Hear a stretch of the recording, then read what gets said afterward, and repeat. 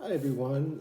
This is my week 3 video portion of the discussion post. If everyone would like to just go ahead and open up the written form of the discussion post and we can go over it. The first question is, what is social identity and how is it developed and maintained throughout life? And what does social identity individual have to do with social categorization and social group membership? Social identity is the combination of social characteristics, roles, and group membership that make that a person identifies with. Social factors can be biologically determined or socially constructive. For example, sex, gender, race, ethnicity, sexuality, nationality, first language, and religion, Dr. Jen 2025. Our social identity is developed and maintained throughout our lives through the group memberships we affiliate with. A person's social identity can be fluid based on the groups they affiliate with throughout their lifetime. For example, a person may have been a Democrat when they were younger and then, decide that maybe that they're a little more conservative and they end up becoming a Republican as they age. But usually social identity is pretty sticky. It's hard to change because certain aspects of our social characteristics, such as race and first language, we can't easily change that. I can't change it at all. Additionally, I was thinking that a person's social identity on social media accounts can be carefully crafted to reveal only these aspects of their identity they wish to reveal, changing and adapting their views as their opinions change with age and time. Also, I was going to add to that people can they might paint a persona of themselves on social media that and paint a picture that might be like an actor, that's not really who they are, but maybe the persona that they want to portray to the outside world on social media. Other individual social identity is connected to how we socially categorize and interact with group membership. We naturally define and categorize people in our brains by the group affiliation and status, and then attempt to raise our self-esteem by comparing our group status to the individuals of a lower socioeconomic and educational achievement, thereby boosting our ego. Once a person strongly identifies with the group socially, they will design their actions to behave in a manner consistent with the way members of the group are expected to act socially. Veneri 2023. We will support people in our affiliated group over in the in-group rather than the out-group, even if we have no personal experience with the person and nothing to gain from supporting to them. So, how we present ourselves is very important to society, and sometimes we just subconsciously just fall into line with what our expectations are socially, based on our race, our gender, based on what is considered normal, what is not considered normal, what the mainstream society believes as being the in style of the day. A lot of people just they want to follow that, and it's very instinctual to do that. What are the 3 key pieces of your identity, and why do they stand out to you?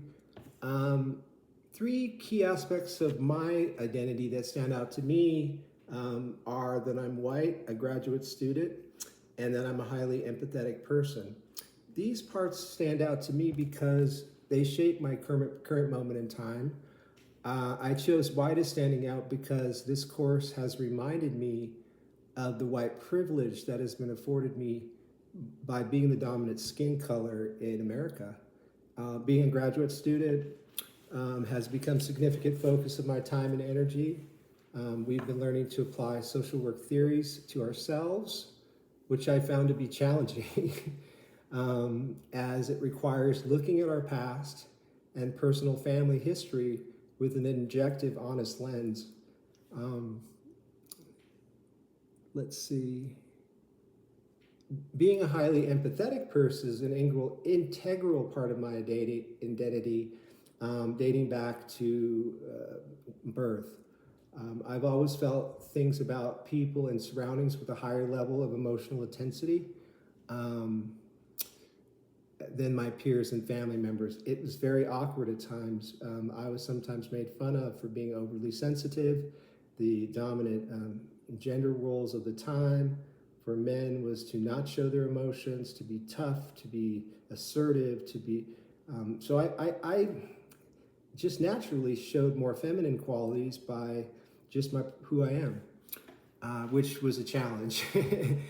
uh, and then I would become very overwhelmed by the emotions and energy of others, and it was not easy. As I've grown older, I've developed skills to manage my sensitivities more effectively, including meditation, setting boundaries, and managing my energy. Being sensitive is becoming an asset in my personal life and college lately. Microaggressions, number 3, and what are 3 types of microaggressions? Give examples.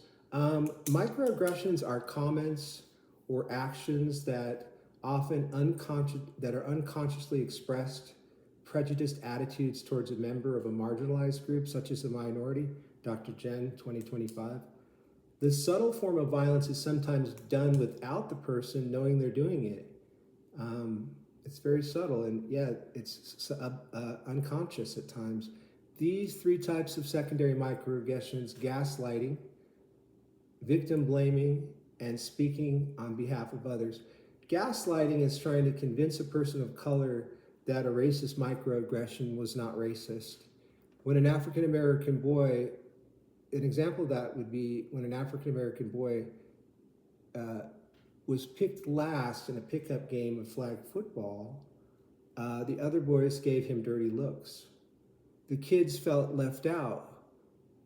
The kid felt left out, and a white kid speaks out with this comment: "At least you were picked. We've never played with a black boy before." Making him a microaggression, making his sad situation and feeling left out even worse. Victim blaming, faulting a person for the reaction to the microaggression, rather than blaming the perpetrator. For instance, the Latino female wears clothes that accentuate certain parts of her body. She chooses to dress in this manner because members of her in-group approve of this style of dress. At school, she is sexually harassed, verbally, and groped by a specific boy during break from classes. She reports the act to the school office, and they pull her aside and say, "Well, maybe he would not have acted that way if you had not been more properly dressed for school."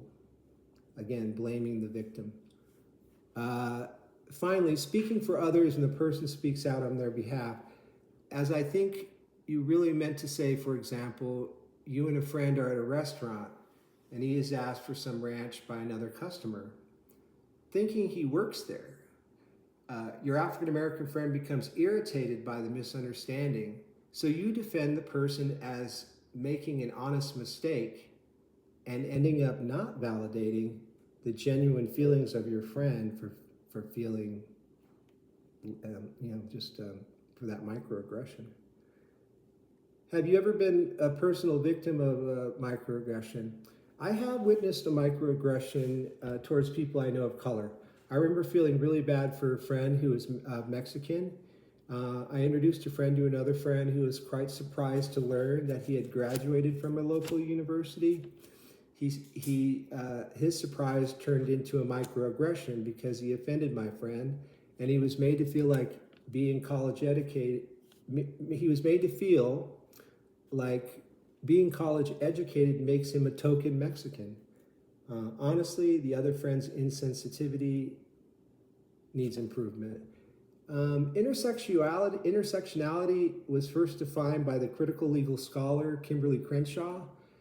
Intersexuality is a key DEI concept.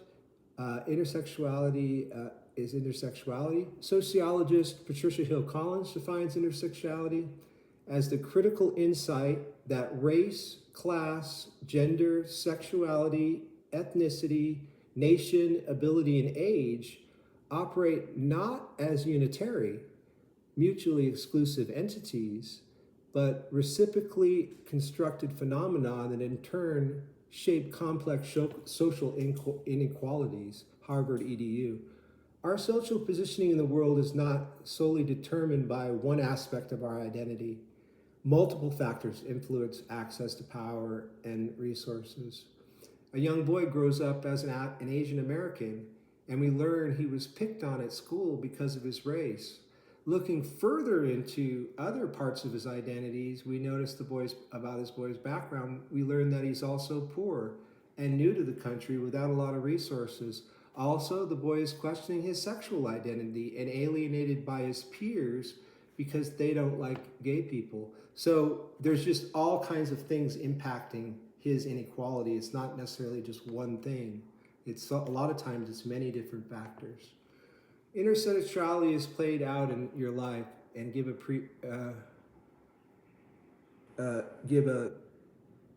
event from your past to highlight the theory. I believe intersexuality is played out in my life as a means to understand the complexity of marginalized individuals on a deeper level. An event to highlight this issue was a recent encounter with a homeless man on a local street. A white homeless man with nothing but his clothes on his back began talking to me on the street about his life and difficulties he faced. I had some time, and I listened, and he explained to me that his mental illness and lack of access to services. As I was walking away and the conversation, came to a close, he also explained he was a transgender male. I remember thinking that this man had multiple intersecting identities that affected his quality of life and his safety. It wasn't just being homeless for this guy. He was mentally ill. He was homeless. He also had he was struggling with his identity, and he wasn't being recognized properly for that. And lastly, what is oppression? And please give an example.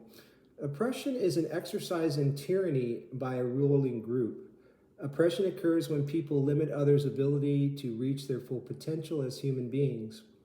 In other words, oppression is when people make other people less human. This could mean treating them in a dehumanizing manner. However, it could also mean denying people language, education, and other opportunities that may enable them to become fully human in both mind and body. Young, 2004. An example of oppression today is how the undocumented are being dehumanized and oppressed by the current government policy of forced deportation of non-U.S. residents. Opportunities provided by the previous administration are stripped away, leaving individuals without the right to work, raise their families. Because they are marginalized groups, they have few rights or legal resources. Locking people up in unsafe jails like Alligator Alcatraz in Florida adds extra dehumanizing treatment to this oppressed group of hardworking people, which is another form of oppression. Thank you very much.